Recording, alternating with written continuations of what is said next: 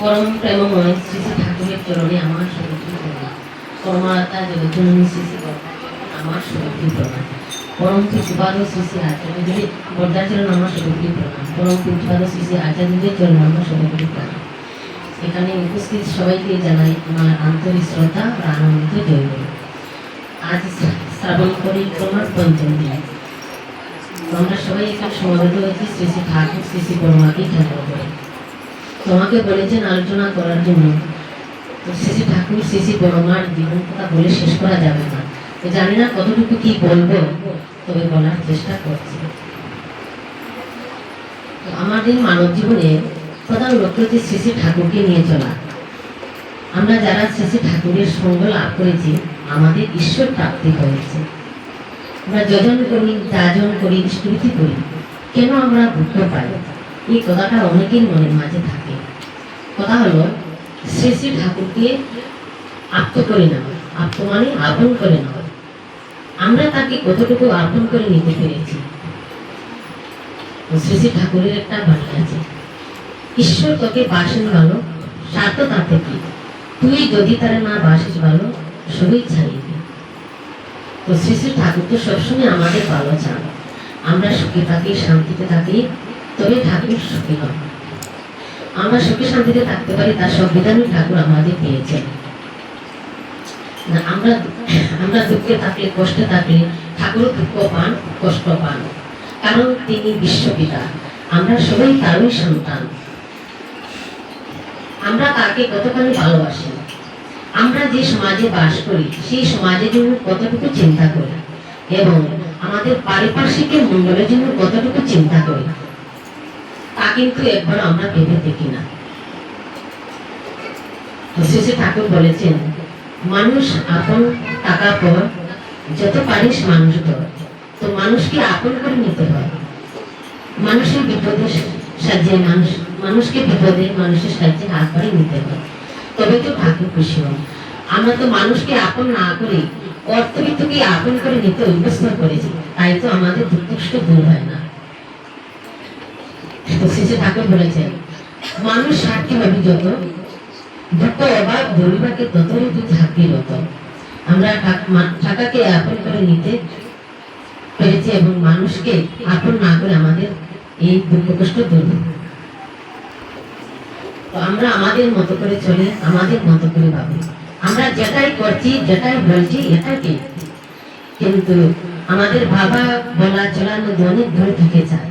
এই ভুলের ফলে অনেক সমস্যা আমাদের ঘিরে ধরে। তো আমাদের পরম সৌভাগ্য শ্রী শ্রী ঠাকুরকে পেয়েছি। আমাদের চলা বলা করার মধ্যে থাকা ভুলগুলি ধরে দিয়ে শ্রী শ্রী ঠাকুর আমাদের সঠিক পথ দেখাবার জন্য পরম পূজ্যপাদ শ্রী শ্রী আচার্যদের দেখিয়ে গেছেন। আমাদের তাকে অনুসরণ করে চলা এবং তার নির্দেশ মতো সবকিছু করা। আমরা যদি আমাদের মঙ্গল চাই, আমাদের ইষ্ট কেন্দ্রিক হয়ে চলতে হবে।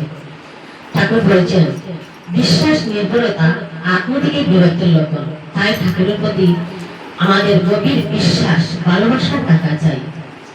আমরা কিভাবে চললে, কিভাবে করলে আমরা ভালো থাকবো, ঠাকুর সেই কথাই বলেছেন। আমরা ঠাকুরকে যদি গভীরভাবে ভালোবাসি, বিশ্বাস করি, তবে আমরা পরম মঙ্গলের অধিকার হব এবং শান্তি স্বস্তির অধিকার হব। তো শ্রী শ্রী ঠাকুরের শ্রী শ্রী পরমার জীবন সম্বন্ধে কথা বলছি। তো শ্রী শ্রী ঠাকুর বলতেন, সংসারে মেয়েদের বলে লক্ষ্মী, কপালের মানুষ যারা তাদের বড় লক্ষ্মী হতে। শ্রী ঠাকুর বলতেন, আমার কপাল ভালো, তাই বড় বোনের সঙ্গে বিয়ে হয়েছিল। পরিবার জীবনের কথা বলতে গিয়ে শ্রী শ্রী ঠাকুর বললেন, বড় বোনের মতো মানুষই দেখি না, আমার খুব শ্রদ্ধা হয়। তো বড় মা বিয়ের পর শ্বশুর বাড়িতে অনেক দুঃখ কষ্ট যন্ত্রণা পেয়েছেন। কর্তামার কাছে কত গালাগালি শুনতেন, ও চুপ করে থাকতো, খুব সহ্য করতো না। তো বড় মা কর্তামার কাছে যদি মানুষ না হতো, তবে ওই বলবেন হতো না। কর্তামার গালি মুখে কিছু করতে বলবে না।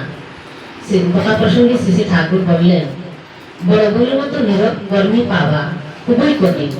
কত ভুলে উঠে একটার পর একটা কাজে লেগেই আছে, তুমি হয়েছেই নেই। তো ব্রহ্মার কাছে চেয়ে পাওয়া যাবে না এমন জিনিস খুব কমন আছে। ঠাকুরের কখন কি অসুবিধা হয়, কখন কি লাগে ব্রহ্মা বুঝতে পারে। তো একদিন ঠাকুর বড় বাংলা বারান্দায় বসে আছেন, পাশে শ্রী বড়মার ঘর। ঠাকুর বড়মাকে বললেন, বড়বু কি করো? তো বড়মা বললেন, কি আর করবো, সেই দিন ভাতের সঙ্গে তোমার মুখে যে কাকড় পড়েছিল, তাই চালগুলি আজ আমি নিজেই বেছে দিচ্ছি। শ্রী ঠাকুর বললেন, তুমি কি করে জানলে যে আমার মুখে কাকড় পড়েছিল? আমি তো আলগোছে কাকড়টি ফেলে দিয়েছি। শ্রী বড়মা বললেন, না বললে কি হয়, আমি বুঝতেই পারি কখন তোমার কি অসুবিধা হয়, আমি একটু একটু টের পাই। তো শ্রী বড়মা প্রতিটি প্রহরীর মতো সজাগ থাকতেন ঠাকুরের জন্য। ঠাকুর বড়মার একটি পরিচয় দিলেন, তোমাদের ঠাকুর যদি নারী দেহ নিয়ে জন্মাতো তাহলে তার যে রূপ হতো তা ওই বড়পুর নারী দেহ আশ্রিত পরিপূর্ণ ঠাকুরের প্রতিরূপ। তাই আজ বিশ্ববাসীর কাছে জগৎ জননী শ্রী শ্রী বড়মা স্বয়ং লক্ষ্মী মাতারকে পূজিতা। তো আমরা এখানে সবাই যদি সব মায়েরা যদি শ্রী শ্রী ঠাকুর শ্রী শ্রী বড়মার যদি আদেশগুলি পালন করি, তো আমরা বড়মার মতো একটু একটু উঠতে পারবো। তো আজ যে স্বপ্নার মাতৃশূল আয়োজন করেছেন শ্রাবণ পরিক্রমা, তার পরিবার এবং উপস্থিত সবার মঙ্গল কামনা করে এবং পারিপার্শ্বিকের মঙ্গল কামনা করে আলোচনা আমি এখানে শেষ করছি। সবাইকে জয়।